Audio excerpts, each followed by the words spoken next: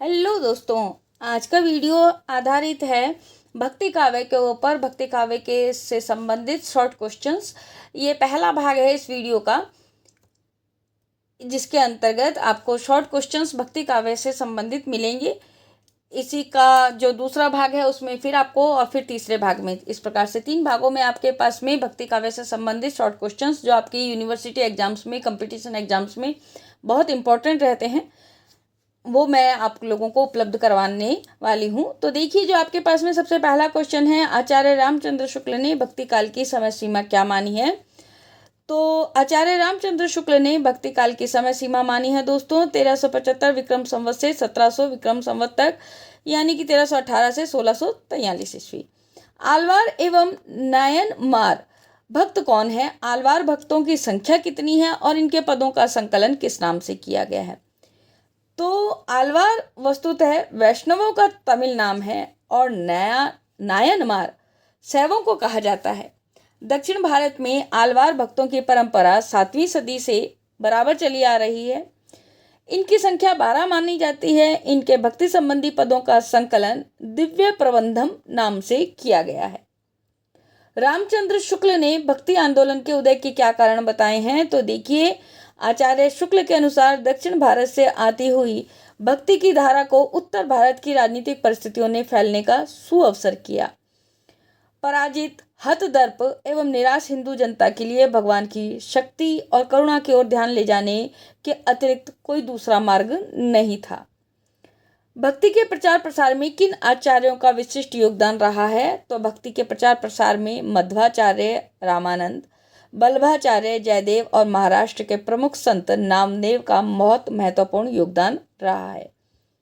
हीनयान एवं महायान से आप क्या समझते हैं? तो ईसा की प्रथम शताब्दी तक आते आते बौद्ध धर्म हीनयान और महायान नामक 2 शाखाओं में विभक्त हो गया।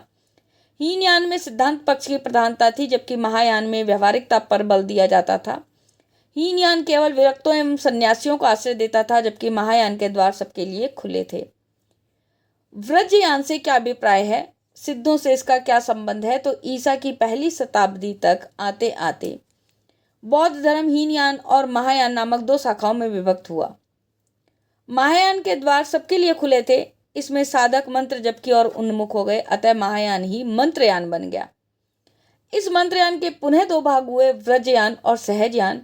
इनमें से सिद्धों का संबंध व्रजयान से था। वस्तुतः वज्रयान यानी ही सिद्ध कहे गए। ये मंत्र जब से सिद्धि की आकांक्षा करते थे। अब आता है सिद्ध किसे कहते हैं। कुछ प्रमुख सिद्धों के नाम बताते हुए सिद्धों की संख्या का उल्लेख कीजिए। तो व्रजयानियों को ही सिद्ध कहा जाता है। सिद्धों की संख्या बताई गई है 84। कुछ प्रमुख सिद्ध कवियों के नाम: लुईपा, सबरपा, सरहपा, कणहपा। ये सिद्ध अपने नाम के पीछे पा लगाते हैं तथा इनका संबंध हीन जातियों से था। अब अगला क्वेश्चन, सिद्ध साहित्य का महत्व प्रतिपादित कीजिए। तो देखिए, सिद्धों के साहित्य में शास्त्रीय चिंतन की अवहेलना है, गुरु का महत्व है तथा रूढ़ियों एवं बाह्य आडंबरों का विरोध, ब्रह्मवाद के प्रति अवज्ञा एवं वेदों के प्रति अनास्था व्यक्त की गई है। प्रतीकों, उलटबासियों का प्रयोग प्रचुरता से किया गया है।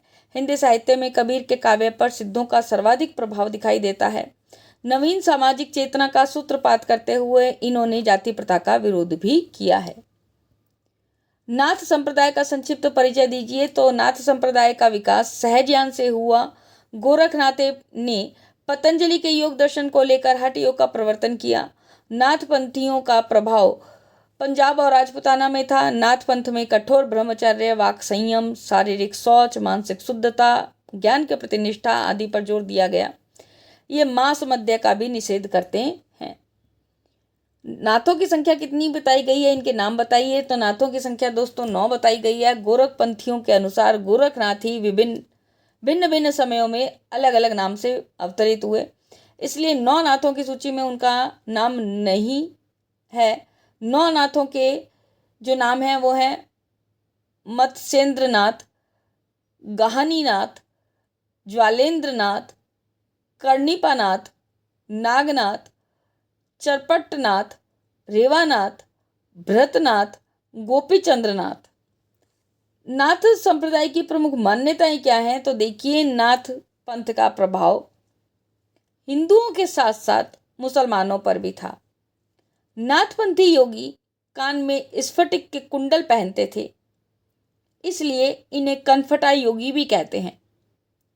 जाति पाति का खंडन, गुरु का महत्व, रूढ़ियों का खंडन, योग पर बल नाथपंथियों की प्रमुख विशेषताएं थीं। इनका सर्वाधिक प्रभाव कबीर पर देखा जाता है। गृहस्थ धर्म के प्रति अनादर भाव इनकी सबसे बड़ी कमी है। अब देखिए अगला क्वेश्चन, 5 प्रमुख जैन कवियों का नामोल्लेख करते हुए उनकी एक एक रचनाएं। तो देखिए 5 प्रमुख जैन कवि और उनकी रचनाएं देखिए। स्वयंभू परम चरियु, पुष्पदंत महापुराण, धनपाल भविष्यत कहा, देवसेन, श्रावकाचार, शालिभद्रसूरि, भरतेश्वर बाहु बलिरास।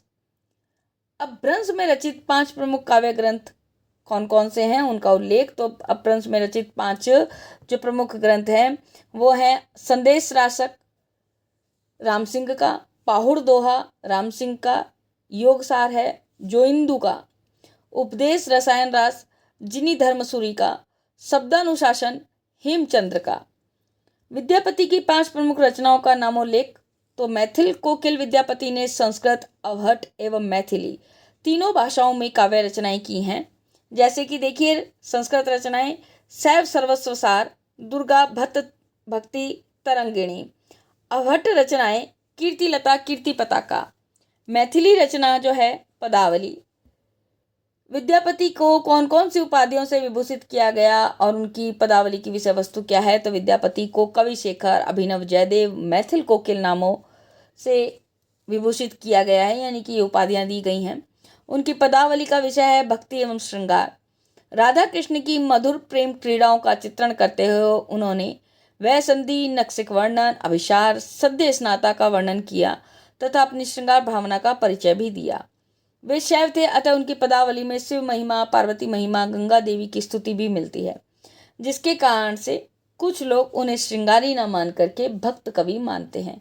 तो भक्ति काव्य से संबंधित, भक्ति काव्य से संबंधित आपके पास में ये 15 क्वेश्चन, ये आज आपके पास में पहला इसका भाग है। इसी के 2 भाग और आपके पास में जल्दी ही अपलोड कर दिए जाएंगे। अगर वीडियो आपके लिए हेल्पफुल है, आपकी तैयारी के लिए, आपकी पढ़ाई के लिए, तो प्लीज़ लाइक करना बिल्कुल भी ना भूलिएगा। आपका एक लाइक मुझे मोटिवेशन देगा।